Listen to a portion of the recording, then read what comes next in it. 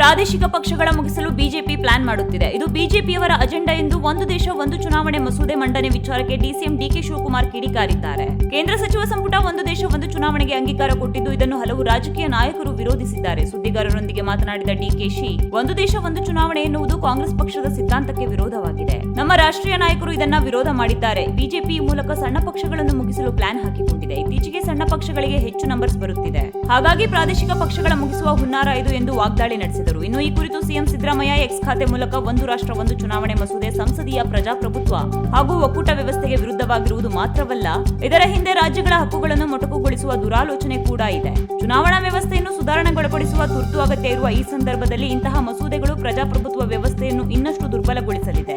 ಅಗತ್ಯ ಬಿದ್ದರೆ ಮಸೂದೆ ವಿರುದ್ಧ ಬಹುಮತದ ಗೊತ್ತುವಳಿಯನ್ನು ಅಂಗೀಕರಿಸಿ ಕೇಂದ್ರ ಸರ್ಕಾರಕ್ಕೆ ಕಳುಹಿಸಿಕೊಡಲಾಗುವುದು ಎಂದಿದ್ದಾರೆ. ಇದು 1 Minute Politics.